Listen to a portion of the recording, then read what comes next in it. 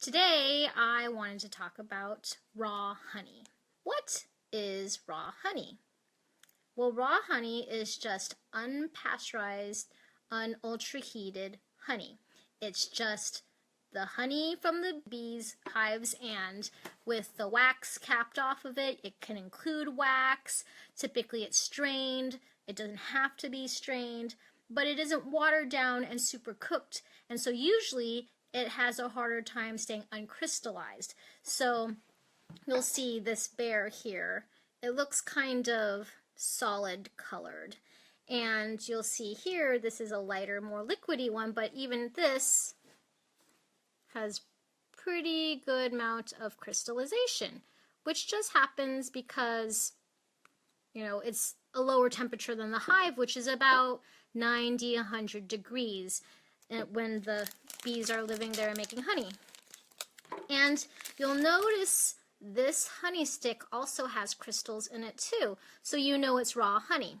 So raw honey typically isn't ultra heated so that the enzymes stay intact better, that they're not cooked.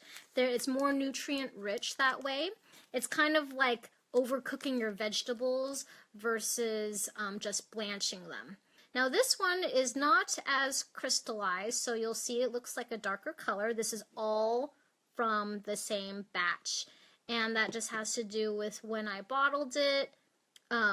It was out of a 50-gallon drum, and so what happens sometimes is that drum drops temperature to 70 degrees and it's going to start crystallizing already.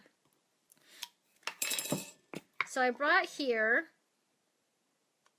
it's called the reserve honey. No, this is not creamed honey. This is actually the very top skimming or the foam. It is super creamy like butter, but no, I did not cream it at all.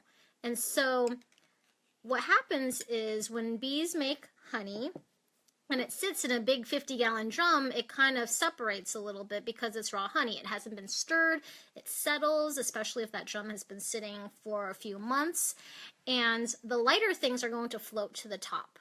So that's how you get this special reserve honey, because it's less dense than the more sugary liquid part of the honey. And this will include more of the propolis, which is the special part that's in all living plants that the bees are removing. It's like the plant matter from the plants that they're pollinating off of and creating honey off of. And it has wax in it too, because wax is lighter and less dense than honey. And typically this will be the most nutrient-rich part of the honey. And a lot of people, when they're bottling their homemade honey, they see this foam skim coating on the top and they're like, what is that? And they just skim it off. A lot of people actually throw that away, but that's actually the best part of the honey if you can get it. So when we receive the honey in 50-gallon drums, it's been settling for a while, and we save that part as the reserve honey.